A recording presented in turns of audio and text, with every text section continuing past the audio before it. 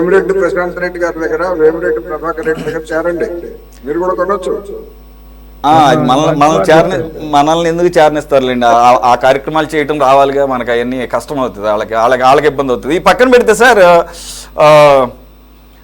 ఇతన్ని అలాగ నియమించవచ్చా? ఎవరిని పడితే వాళ్ళని అక్కడ ఏపీ భవన్ లైజనింగ్ ఆఫీసర్గా, ఇలా ఇక్కడేమో జేఈగా అని చెప్పేసి అంటున్నారు. సరే, అది వేరే విషయం, ఆ సబ్జెక్ట్లోకి వెళ్ళొద్దులేండి. కోటేశ్వర గారు, ఇప్పుడు ప్రైవేటు వ్యక్తుల్ని ఎమ్మెల్యేలు కానీ ఎంపీలు కానీ తమ పర్సనల్ అసిస్టెంట్స్ గాను లేకపోతే ఇంకోటి నిబంధనల మేరకు తీసుకోవచ్చు. ఆ తీసుకున్నటువంటి వాళ్ళకి ప్రభుత్వమే వేతనం కూడా ఇస్తుంది, వాళ్ళు ఆ బాధ్యతల్లో కొనసాగినంత కాలం. కొంతమంది ఏం చేస్తారంటే, సర్వీస్లో ఉన్నటువంటి ప్రభుత్వ ఉద్యోగులను కానీ లేదా టీచర్స్ని కానీ తీసుకొని వాళ్ళని తమ యొక్క దాన్ని పెట్టుకుంటారు, అప్పుడు కూడా ప్రభుత్వమే ఇస్తుంది. అందుకని ఇప్పుడు ఈ చిన్నప్పన్న మరి అవుట్ సోర్సింగ్ గా టీటీడీలో పనిచేస్తున్నప్పుడు, ఒకవేళ అవుట్ సోర్సింగ్ అయితే మరి అది కూడా ప్రభుత్వమే నిర్వహణలో ఉంది కనుక టీటీడీ నుంచి ప్రత్యేకమైనటువంటి అనుమతితోటి అక్కడేమన్నా వేశారా అనేటువంటిది ఒకటైతే, అలా వేస్తే అతనికి జీతం టీటీడీనే ఇస్తుంది. లేదు ప్రభుత్వ అవుట్ సోర్సింగ్ ఉద్యోగం అయితే ప్రభుత్వమే ఇస్తుంది. మరి వేమిరెడ్డి ప్రభాకర్ రెడ్డి గారు తానెందుకు ఎట్లా ఇచ్చినట్టు చెప్పాడు అనేటువంటిది ప్రశ్న. అందుకని అసలు అతను టీటీడీ ఉద్యోగం కాదా అనేటువంటిది ఇక్కడ తేలాల్సినటువంటి విషయం. అందుకని ఇందులో అనేకమైనటువంటి విషయాలు ఉన్నాయి. మన చిట్టా విజయభాస్కర్ రెడ్డి గారు ఓడిపోయే కేసుని తీసుకున్నారు ఆయన. లేకపోయినట్లయితే అతను తప్పు లోపులు అనేది పోయి డెఫినెట్ గా ఆయన చెప్పిన దానిలో ఒకటి వ్యాలిడ్ పాయింట్. వేమిరెడ్డి ప్రభాకర్ రెడ్డి గారు, వేమిరెడ్డి ప్రశాంత్ రెడ్డి గారు వాళ్ళ హయాంలో ఇతను చేసినటువంటి దాని మీద కూడా విచారణ జరపాల్సిందే, అందులో ఎలాంటి సందేహము లేదు. అయితే ఆ పేరుతోటి 2019 నుంచి 2024 వరకు జరిగినటువంటి వ్యవహారాన్ని మా సుబ్బారెడ్డి గారికి ఏం సంబంధం లేదు, మా జగన్మోహన్ రెడ్డి గారికి ఏం సంబంధం లేదు, ఎవ్వరికి ఏం సంబంధం లేకుండా ఏపీ భవన్లో ఒక అనామకుడు ఎట్లా వస్తాడండి? ఏ విధంగా వస్తాడు? ఏ రూల్ ప్రకారం వస్తాడు? అడ్డదారిలో అన్నా వచ్చి ఉండాలి, అడ్డగోలుగానే వచ్చి ఉండాలి, లేకపోతే నిబంధనలు పక్కన పెట్టి జగన్మోహన్ రెడ్డి సర్కారు అతన్ని నియమించి ఉండాలి. ఇవేమీ కాకుండా అతనే ఉన్నావు భక్తుడా? పైనుంచి ఆయన ఆకాశం నుంచి ఊడిపడి ఏపీ భవన్లో ఉంటాడా? అందుకని ఖచ్చితంగా ఈ ఇతని ఉదంతం మీద అతని యొక్క సంపాదించినటువంటి ఆస్తులు అంత ముందు సంపాదించాడా, అతనికి డబ్బులు ఉన్నాయా లేవా, ఇవన్నీ మనకు అనవసరం. దొరికినటువంటి ఆధారాలన్నింటినీ కూడా ఎప్పుడు ఎట్లా సోర్స్ చెప్పాలి. నా దగ్గర డబ్బులు ఉన్నాయంటే నేను చెప్తే కుదరదు. ఎక్కడి నుంచి వచ్చాయి నీకు డబ్బులు? ఏమన్నా ఊడిపడ్డాయా, లేకపోతే నువ్వు మీటింగ్ చేస్తున్నావా?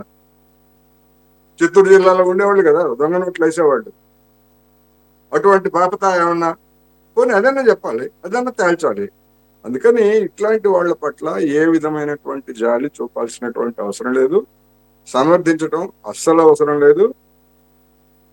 మరి ఎందుకని విజయభాస్కర్ రెడ్డి గారు అతన్ని పరోక్షంగా, అంటే ఒక లాయర్ గా అట్లాంటి కేసులు తీసుకుంటారనుకోండి, అది వేరే అంశం.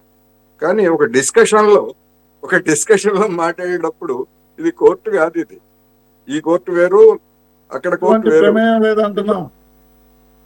ఇప్పుడు మన ఎటువంటి ప్రమేయం లేదంటున్నామండి. ఇప్పుడు ఆయన్ని అవును మీరు అంటున్నారు, మీరు అనే స్వేచ్ఛ మీకుంది, నేనేం కాదంటలా. ఇప్పుడు సురేంద్ర నాయుడు గారు అంటారు, మీరు ఫోర్జరీ అంటారు. మీరు సురేంద్ర నాయుడు గారు వైవి సుబ్బారెడ్డి గారు లెక్కిస్తే అది ఫోర్జరీ అంటారు. యాజ్ ఏ లాయర్ మాకు తెలియదేంటి? అది ఎప్పుడు తెలుస్తుంది ఫోర్జరీనా కాదా? తర్వాత కదా. ఆయన ఉద్యోగమే ఏపీ భవన్ లో ఉద్యోగం, ఆయన అపాయింట్మెంటే, అవుట్ సోర్సింగ్ కానీ. మరి వేమిరెడ్డి ప్రభాకర్ రెడ్డి గారు ఎందుకు జీతం ఇచ్చారు చెప్పండి ఆయనకి?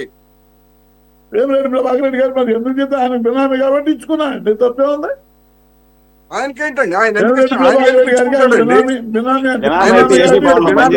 అయితే అది జీతం కాదు, బినామీ అయితే అది జీతం కాదు, లంచం. బినామీ చెబుతుంది. ఇప్పుడు బినామీ కనుక అయ్యేట్లయితే అతను లంచం ఇచ్చాడు. వేమిరెడ్డి ప్రభాకర్ రెడ్డి గారు ఎట్లా ఇస్తారు? సార్ లంచం కానీ నజరానా కానీ ఏదన్నా కానీ ప్రశాంత్ రెడ్డి గారు సిట్లో ఒప్పుకుంది, మేము ఇచ్చిన మాట వాస్తవమే అని. దేనికి ఇచ్చినట్టు? అది లంచం, అది జీతం ఎట్లా అవుతుంది? అది లంచమో నజరానో ఏదన్నా కానీ ఉంటాయి. ఏదన్నా కానీ మీరు ఎట్లా చెప్తారండి? యాజ్ ఎ లాయర్ అయి ఉండి, యాజ్ ఎ లాయర్ మీరు ఆ విధంగా ఎట్లా చెప్తారు అడ్డగోలుగా? చెప్పారు, ఆమె చెప్పిందండి, మేము ఇచ్చిన మాట వాస్తవేనండి. అదేనండి నేను అడుగుతున్నా, లంచమో కాదో అని మీరు ఎట్లా చెప్తారు? లంచమే అది, జీతం కానప్పుడు. జీతం కానప్పుడు లంచమే అది. మేము చేతం అంటలేదండి, జీతం 75,000 రూపాయలు సురేష్ గారు చెప్పారు. అది వాళ్ళు ఉద్యోగం వాళ్ళు ఎందుకు ఇచ్చినట్టు అర్థం కాదు. అది అఫీషియల్, అది అఫీషియల్ అండి. 75,000 అనేది అఫీషియల్ గవర్నమెంట్ తరపున. ఇప్పుడు వేమిరెడ్డి గారి సంస్థ నుంచి పోయిన డబ్బులు వేమిరెడ్డి గారి బినామీ కాబట్టి లంచం ఇచ్చుంటారు.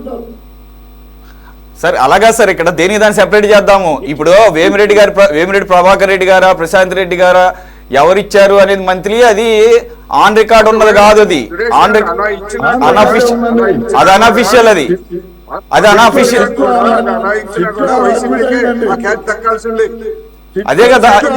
అదే కదా నేను అనేది. ఇప్పుడు ఆ టైంలో ఆయన ఎక్కడున్నారండి? ఎవరి దగ్గర, ఏ పార్టీలో ఉన్నాడు ఆ టైంలో? వైసీపీలోనే కదా ఉంది. చిట్లో క్లియర్ గా, చిట్లో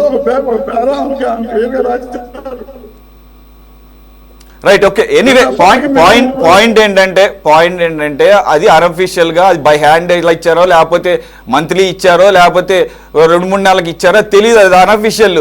కానీ 75,000 అతనికి ఢిల్లీలో ఉండి పనిచేసినందుకు ఇచ్చింది త్రూ గవర్నమెంట్. అది ఆన్ రికార్డు, అఫీషియల్ అది. రైట్ సార్, కోటేశ్వర గారు కంటిన్యూ. అందుకనే ఇప్పుడు వేమిరెడ్డి ప్రభాకర్ రెడ్డి గారు తాను ఇచ్చారంటే ఏ రూపంలో ఇచ్చారనేటువంటి ప్రభాకర్ రెడ్డి గారిని కూడా అడగాలి. ప్రభుత్వం విచారణ జరపాలి. మీరు ఆయనకి ఏమి ఇచ్చారు? లంచంగా ఇచ్చారా, జీతంగా ఇచ్చారా, లేకపోతే బహుమతిగా ఇచ్చారా, ఎందుకు ఇచ్చారు అనేటువంటిది అడగాలి. ఇప్పుడు ఉన్నటువంటి ప్రభుత్వానికి ఆ బాధ్యత ఉంది. ఎవరిచ్చినా కానీ ఆయనే చెప్పాడు అంటున్నారు కదా మన సురేంద్ర నాయుడు గారు. ఎట్లా ఇచ్చారు, ఎందుకు ఇచ్చారు తేల్చాలి, నిజం తేల్చాలి. అదేవిధంగా చిన్నప్పటికే అంత ఆస్తులు ఎక్కడి నుంచి వచ్చాయి అది కూడా తేల్చాలి. లేదా అవి ఎవరికన్నా బినామీగా ఉన్నారా లేదా అది కూడా తేల్చాలి. అందుకని ఇప్పుడు సమస్య మొత్తం మీద ఇదంతా చూసినప్పుడు ఏంటంటే, ఈ బినామీలుగా ఉన్నటువంటి వాళ్ళ వ్యవహారం అనేక మంది గురించి మనకి తెలుసు. అన్అఫీషియల్ గా వాళ్ళు బినామీలుగా ఉంటారండి. కానీ చట్టం ముందు ఒక నిందితుడు దొరికిన తర్వాత అది బినామీ, ఫలానా వారి బినామీ అని నిరూపించడం అనేటువంటిది అంత తేలిక కాదు. బహుశా ఆ బలహీనతను ఆధారంగా చేసుకుని చిట్టా విజయభాస్కర్ రెడ్డి గారు ఈ విధంగా గట్టిగా మాట్లాడుతున్నట్టు అనిపిస్తా ఉంది. అంతే, అంతకుమించి వేరే ఏం లేదు. అంతకుమించి వేరే ఏం లేదు. వాళ్ళ ధైర్యం అదే. చిన్నప్పనే బినామీ అనేటువంటి నిరూపించలేకపోతే చూడండి, మా వైవి సుబ్బారెడ్డి గారి మీద, లేకపోతే మా జగన్మోహన్ రెడ్డి గారి మీద నిందలేశారని చెప్పేసి రేపటి నుంచి వీధుల్లో ప్రచారం చేసుకుంటారు. అందుకని ఇప్పుడు ప్రభుత్వానికి అసలైనటువంటి పరీక్ష ప్రభుత్వానికి ఉందనేదే నేను చెప్పదలుచుకున్నాను. రైట్. మాతి వెంకటేశ్వర గారు జాయిన్ అయ్యారు, జనసేన పార్టీ ఉమ్మడి కృష్ణా జిల్లా ఉపాధ్యక్షులు, అలాగే senior advocate. Sir Bhaskar Reddy గారు మీకులాగా ఆయన కూడా అడ్వకేటే, ఆయన వర్షన్ కూడా విన్నాం.